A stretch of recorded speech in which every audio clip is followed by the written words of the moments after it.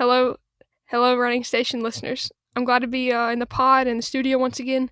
From now on, our podcasts are going to have a little different style to them, though, one that hopefully will be a little bit more entertaining. With that said, of course, this podcast is still going to help you be a better distance runner.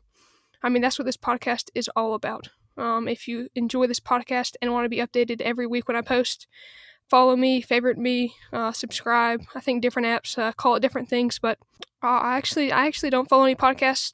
Seems a little hypocritical. But anyway, like I said, follow me if you want to get alerts when I post a new episode. So that's kind of my intro into today's episode. Do you have anything to say before we get into it, Brady? Nope, I'm good. All right. This is the Running Station, and today we're talking about the story of a guy named Robert. This story comes from Lessons from an Injured Runner, Runner's Life, and Medium. It's written by Robert Sanders, but I've changed it a little bit to fit this podcast. Trying to avoid any copyright claims here. Don't want to get sued or have this podcast taken down. So hopefully we avoided all that. If not, this might be the last episode of Running Station, but it's not likely. So probably don't have to worry about that. Let's get into it. Brady, first I need to ask you: have you heard of the story of Robert Sanders? To be totally honest, I have not heard of the Right. story. All right.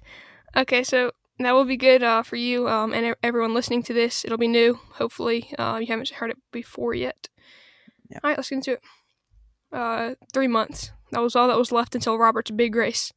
All of the work he had put in, all the hours training his body for the race would be worth it. Robert's legs had been aching for about a day, but now was no time to take a break.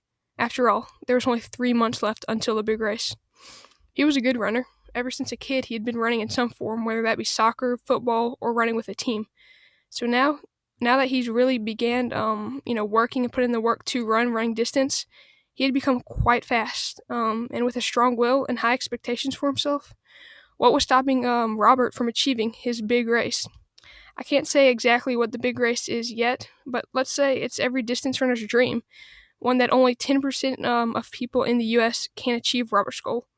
But the thing is, Robert had never done anything like this before. In fact, this would be his very first time ever running this distance. But like I said, he wasn't very determined after all. So let me take you back about 2 years ago when Robert started training for the big race. He started small. I don't know exactly what his weekly mileage was to start, but I can tell you that he started his running career with a mile. Then he gradually increased to a 5K, and those 5Ks turned into 10Ks, and as you might guess, Robert conquered the half. So finally, for the first time, conquering the half marathon allowed Robert's ultimate goal to be in his sights. Everything seemed to be going so perfectly. His times were decreasing while his mileage was increasing. Robert continued to push himself to run more and more than he ever had. Later on, in preparation for the big race, he started to notice a small but dull pain in his shin. Now, this pain was nothing new. It had been there for weeks. After all, almost every part of his legs were aching, almost all the time. So what was one more aching area? Reaching down to touch it, he found there was a small knot, or bump, right where that dull pain was. But like you already know, swelling and inflammation were nothing new for Robert. So he trucks on and finishes his 37-ish mile week. Weeks later, as I'm sure you've guessed, the small dull pain was still there. Not much worse, but definitely not better. Later one day, he's talking with his girlfriend. He talks to her about his shin, the bump, the pain. And after that talk, she convinces him that it might be shin splints and that he needs to stay off it for a while. So he does. But later, his girlfriend does what we all know them to do. She worries, and she convinces him to actually get up and make an appointment with the doctor about his shin. So Robert does it. After the doctor asked all the usual questions, the real discussion about the shin began. He describes some of his symptoms to her, and she concludes that it might be shin splints or fracture of some sort. But to be sure, Robert goes through some x-rays. All goes well during the x-rays. The doctor tells him that it'll be a couple days to get the results back. So in the meantime, Robert continues to train in preparation for the big race.